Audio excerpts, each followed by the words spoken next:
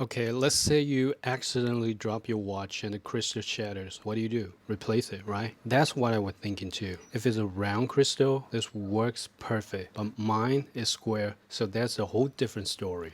I searched the entire internet. I find there are over 13,000 possible size combinations, but none of them match my watch. So I choose another way. As I said, if it's a round watch, it'll be super easy because a round crystal only has two dimensions, diameter and thickness. So how many specs could there be? If we go by the most common crystals on the market, here's a breakdown. The smallest round crystal has a diameter of 20 millimeters. Each larger size increases by 0.5 millimeters, so that's 20.5 millimeters, right? It goes all the way up to 45 millimeters. Doing the math here, that's 51 different specs in total. Then there's thickness. Again, use the most common options available. The thicknesses are these: 1 millimeter, 1.2 millimeters, 1.5 millimeters, 1.8 millimeters, and 2 millimeters.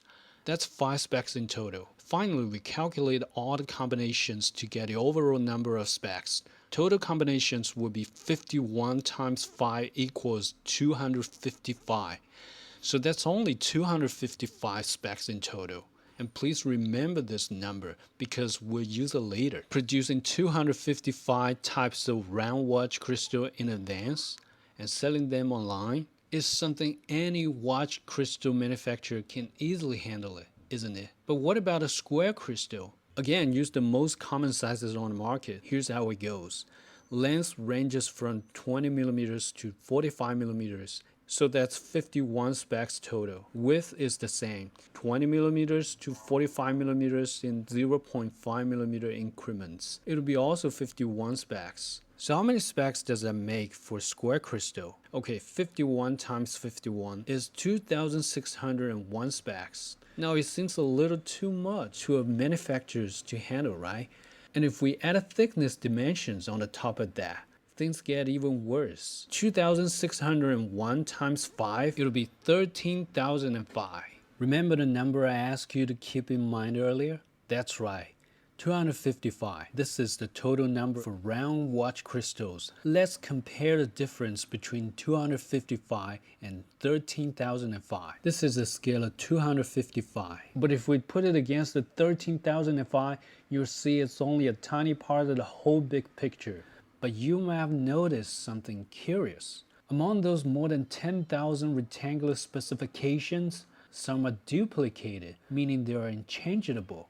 For example, a rectangular that's 24 millimeters long and 28 millimeters wide can be used interchangeably with one that is 28 millimeters long and 24 millimeters wide. If you just rotate it 90 degrees, the two specifications become identical and can be used in place of each other exactly. After making this reduction, we can bring the number down from around 13,005 to half, which is 6,630. But for watch crystal manufacturers producing so many different specifications in advance, it's still quite challenging. In addition, some rectangular watch crystals, like the one on my watch, have curved edges. This means the number of possible specifications would increase even further. Just as I thought, I checked every online store and I couldn't find a single crystal that fits me.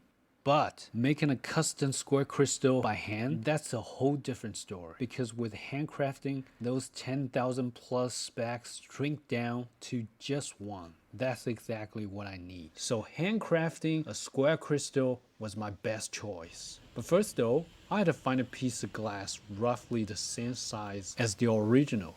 I had a bunch of all shade crystals lying around. My dad got them as a stock before he retired. Eventually, I found this one piece in a pile. Yes, thanks Dad. Just looking at it, his curvature was almost identical to the original. Maybe just only a tiny little difference. I totally thought the fit wouldn't be a problem, but man, I paid a steep price for the call later, you'll see. His width was almost spot on, but the length was way off. Plus the edges were curved, so I needed to grind them straight. But the edges of the glass had a reflecting coating that I had to remove. I thought it would be a change at first. I assumed the coating was just glued on and would peel right off. But guess what? So stick around, you'll see later. I knew I had to remove the old crystal first to get exact measurements. So I soaked the case in the chemical solution to dissolve the glue, which let me pop the old crystal out easily.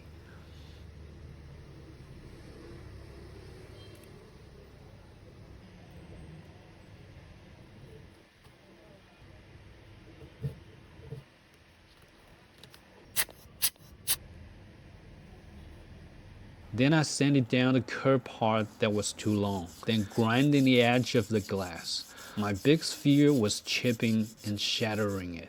I mean, this is the last thing I want to see. So to prevent that, first of all, I didn't use sandpaper that's too low grade because low grade has bigger particles, which raises the risk of chipping. Then I kept spraying water on the sandpaper while grinding. You might think the water was just to cool the glass down, to stop it from cracking due to overheating in one spot. But after doing some research, I realized water also acts as a buffer. The answer lies in their microscopic structure. In the polishing process, when water comes into contact with glass, water molecules will actively seep into the tiny scratches left on the glass surface and form a water fume. This water fume reduces the frictional resistance between the sandpaper and the glass, allowing the abrasive grains on the sandpaper to glide more easily over the surface and lessening vibration and impact. Look at that, I got it done. Now there's just one last step, removing the reflective coating on both sides. Like I said earlier, I thought this would be easy. I figured I could just scrape it off with a fire. But it turns out the coating is super hard. When I pressed too much, I ended up making a little hole in the glass. Then I realized this method wasn't working, so I switched the gears. I dropped the crystal straight into glue remover, hoping it would take the coating off. But no luck. After soaking it for an hour, it has no change at all. Then I thought maybe there's a special chemical solution to get rid of the coating. So I immediately looked it up online.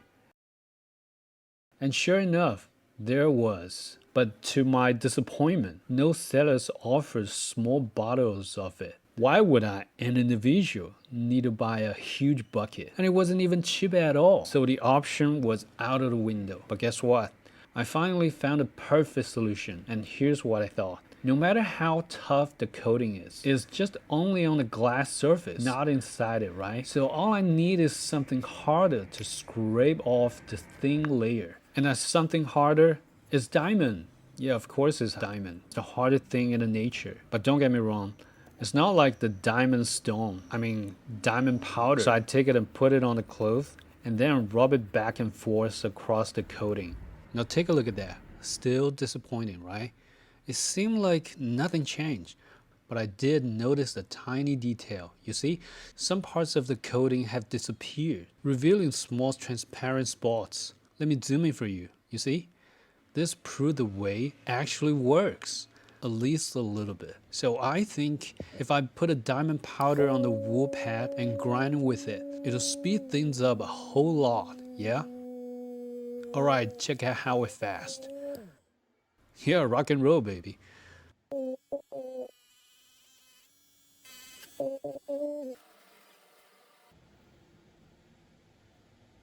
Finally, I put it into a watch case. See this tiny little chip here? That was from my mistake earlier. But since it's basically unnoticeable, I just decided to leave it alone. But the worst is coming. The vertical curvature of the crystal didn't quite fit the watch case perfectly, so I used this press to gently hold it in place. I did this to make it fit the case as snugly as possible, so the UV glue along the edges would stick to the case better for better water resistance. But I was wrong. I know I was stupid, because I totally forgot how brittle glass is. I pressed it at night, and when I checked it the next morning, it was cracked. I try to comfort myself at first, like, it's okay, man, maybe I can fix this. So I take the UV glue on the crack, both front and back. hoping it filled the gap perfectly. Then I hit the glue with UV light, and then get rid of the extra.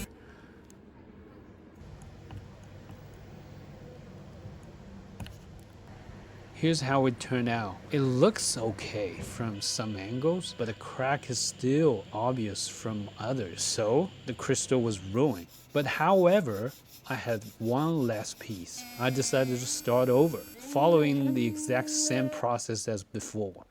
This time, I didn't dare use the crystal press at all.